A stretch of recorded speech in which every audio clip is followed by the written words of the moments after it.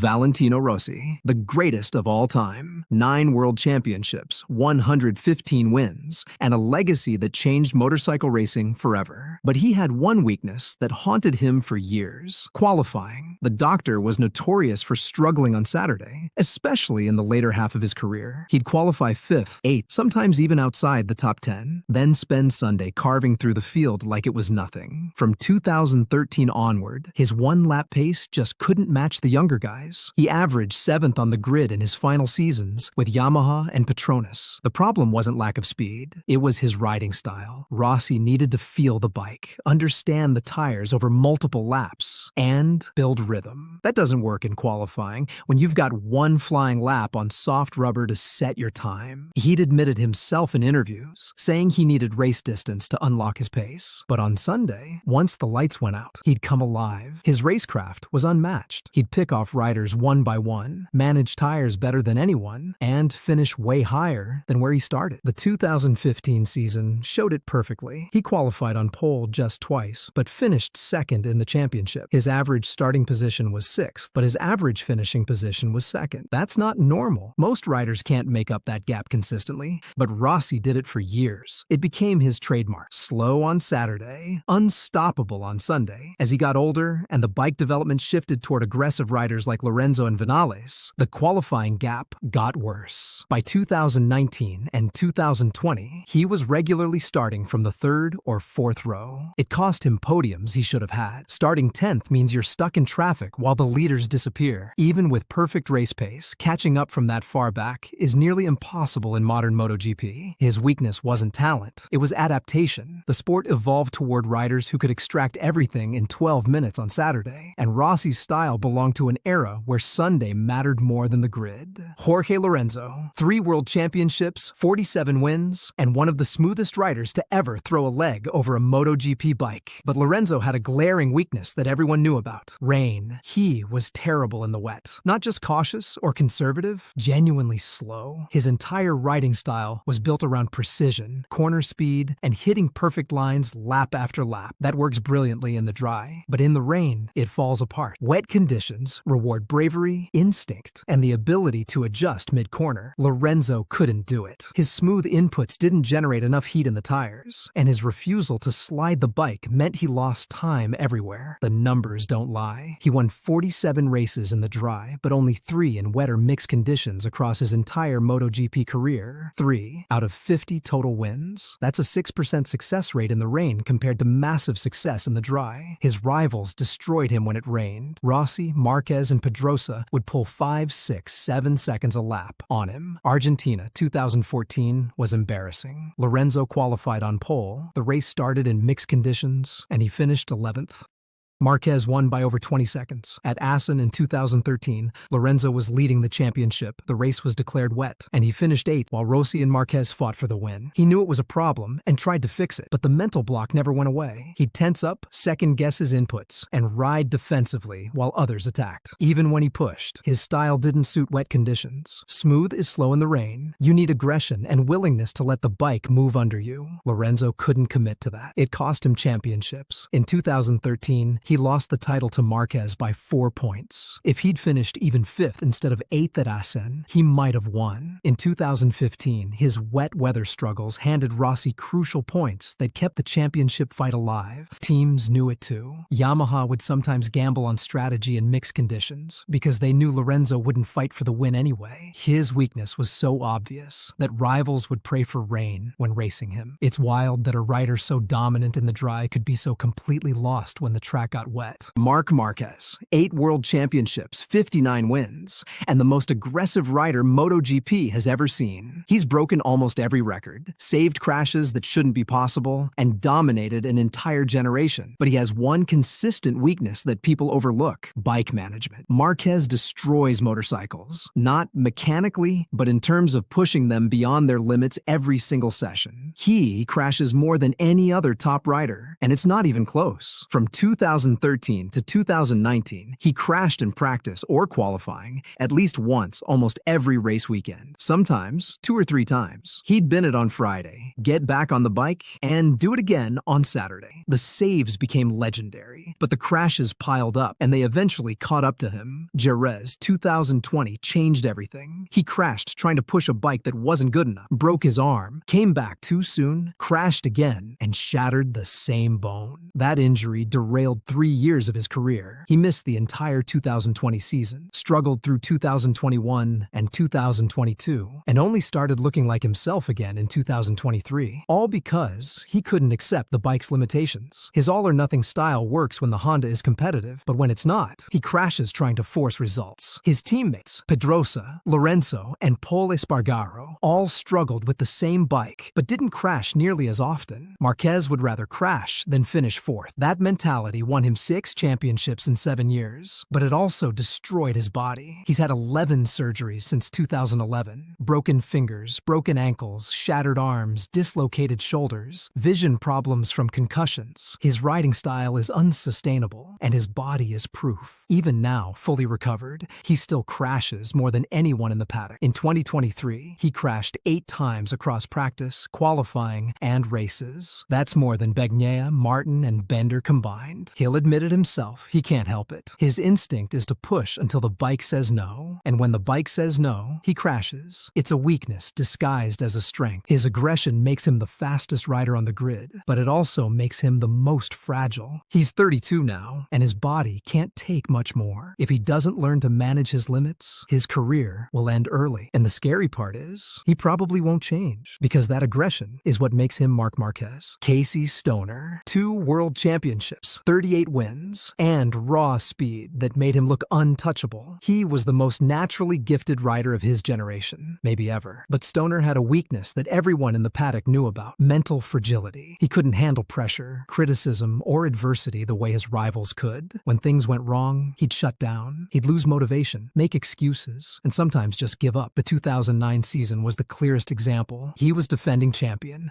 riding the best bike on the grid, and he fell apart. He won just 4 races and finished 4th in the championship. Why? Because Rossi moved to Ducati's rival team. The media criticized him, and Stoner couldn't deal with it. He'd snap at journalists, complain about rules, and blame the tires when he didn't win. In 2012, at 27 years old and the peak of his career, he retired, not because of injury or money, but because he was tired of the politics, the media, and the mental strain of racing. He walked away from millions of dollars in a factory ride because he couldn't handle the pressure anymore. Compare that to Rossi, who raced until he was 42, or Marquez, who came back from career-threatening injuries multiple times. Stoner's talent was unmatched, but his mentality was weak. He also had weird health issues that no one could fully explain. In 2009, he missed 3 races due to mystery illness and fatigue. Doctors couldn't find anything wrong, and rumors spread that it was stress-related. He came back and won immediately, so it wasn't physical. It was mental. He'd get sick when things got hard. His rivals noticed it too. Rossi would needle him in press conferences, knowing Stoner would overreact and lose focus. Lorenzo would stay calm and professional, which made Stoner look emotional by comparison. Even Pedrosa, the quietest guy in the paddock, seemed mentally tougher. Stoner's weakness wasn't his riding. On the bike, he was fearless, smooth, and devastatingly fast. His weakness was everything off the bike. He couldn't handle the mental side of being a champion, and it cut his career short. He's remembered as one of the greatest, but he could have won 5 or 6 titles if he'd stayed longer. Instead, he quit early and became a test rider. That's not what champions do. Dani Pedrosa, perpetual runner-up, 31 wins, 112 podiums, and 0 world championships in MotoGP. He spent 18 years as a factory rider and never won the big one, and the reason is obvious: size. Pedrosa is tiny. He's 5 feet 2 inches and weighed barely 110 pounds during his racing career. That makes him one of the smallest riders in MotoGP history, and in the modern era, it's a massive disadvantage. The problem is weight distribution. MotoGP bikes are built for riders around 5 feet 8 inches to 6 feet and 140 to 160 pounds. Pedrosa was 30 pounds lighter than most of his rivals, and that weight difference hurt him everywhere. In acceleration, he was fine. Less weight means faster acceleration out of corners. But in braking, top speed, and bike stability, he suffered. The lighter you are, the less force you can apply to the front tire under braking. That means less grip and longer braking distances. Marquez, Lorenzo, and Rossi could brake later and harder harder because they had more weight pushing down on the front. Pedrosa couldn't match them. On long straights, his lack of weight meant less aerodynamic stability. The bike would move around under him at 200 miles per hour, and he'd lose time fighting it. On windy days, he'd get blown around like a leaf, while bigger riders stayed planted. He also couldn't develop the bike the way factory riders are supposed to.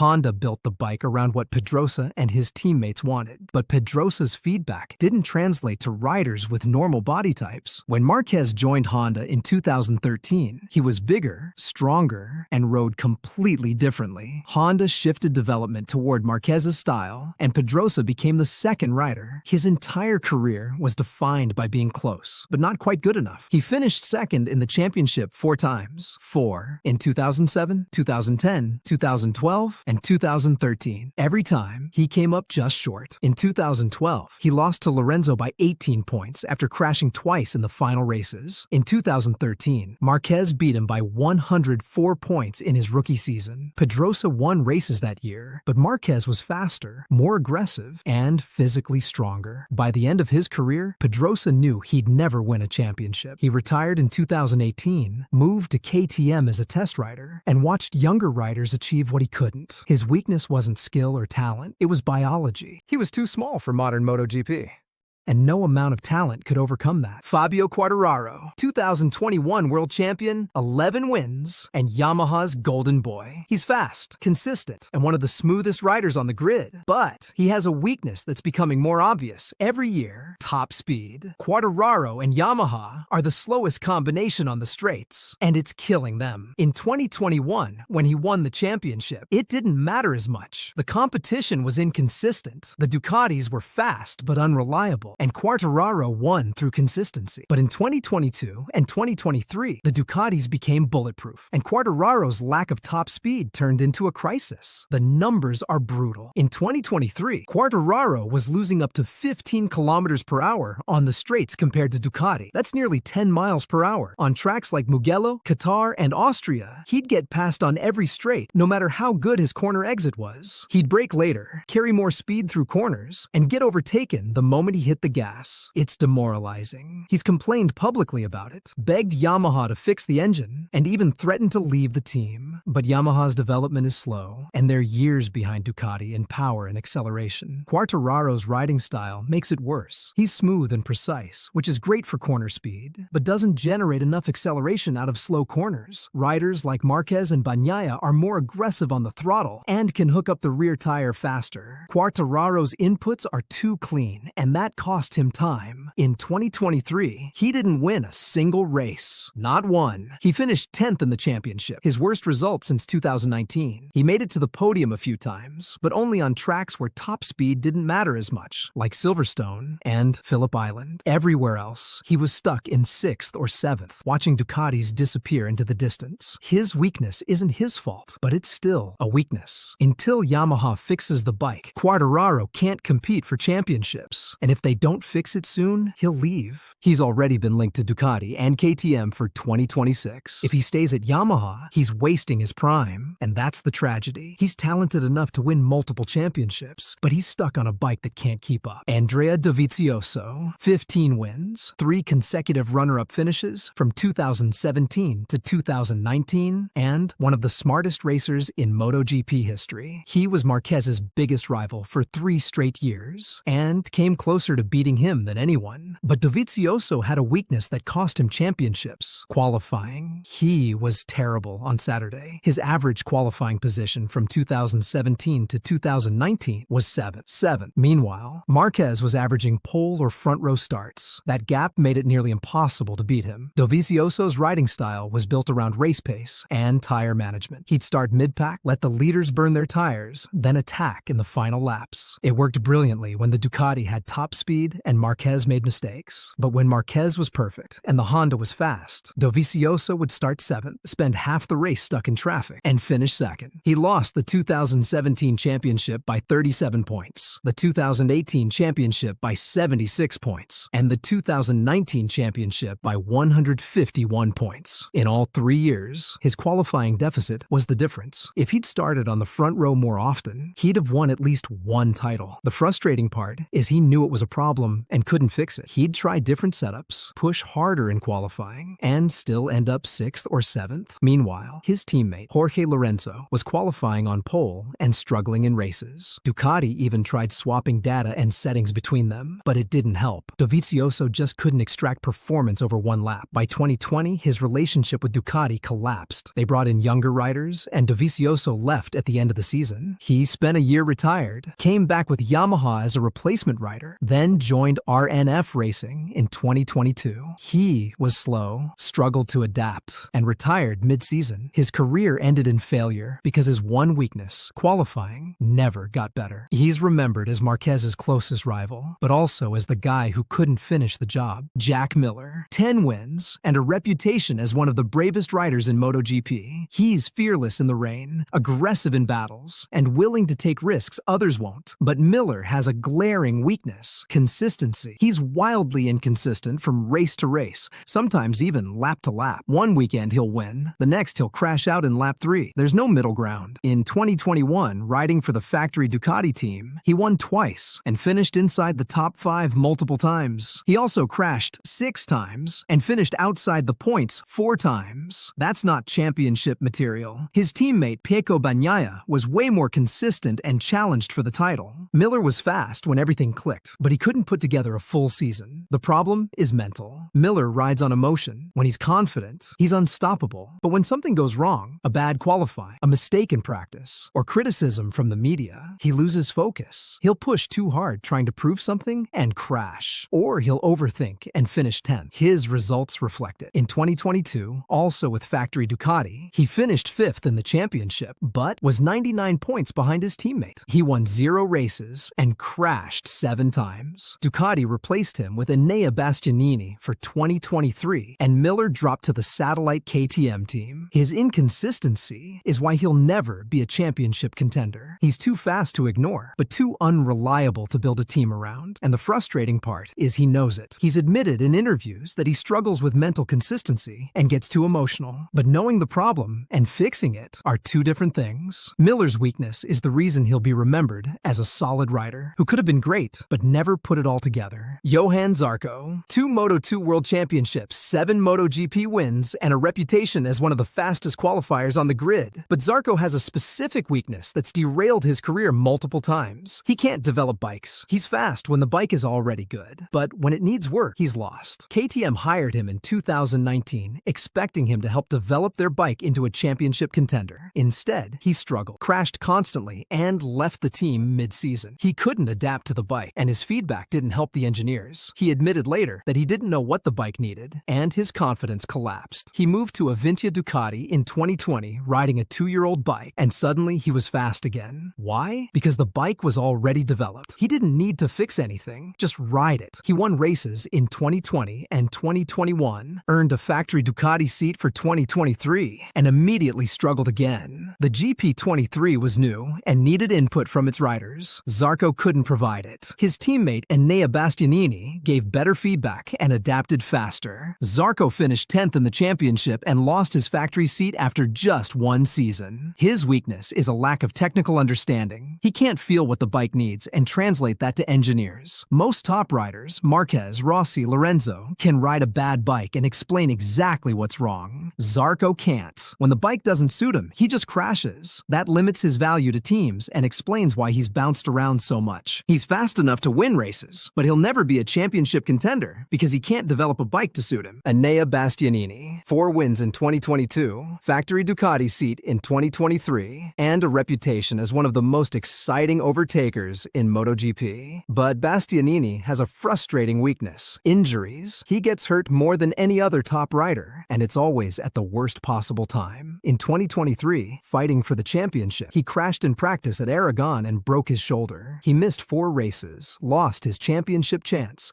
and struggled with pain for the rest of the season. In 2024, he crashed in Portugal during testing and injured the same shoulder again. He missed races, needed surgery, and spent half the season recovering. It's not bad luck. Bastianini crashes more than he should because he pushes too hard in practice and qualifying. His aggressive style looks spectacular when it works, but it leads to injuries when it doesn't. And unlike Marquez, who crashes just as much but rarely gets seriously hurt, Bastianini's injuries are always bad enough to sideline him. It's becoming a pattern. He'll be fast, challenge for wins, then crash and disappear for months. Teams notice it. Ducati gave him a factory seat, but kept him on a short leash. When his 2023 season fell apart due to injury, rumors started that they'd replace him. His weakness isn't talent, it's durability. If he can't stay healthy, he'll never compete for a championship.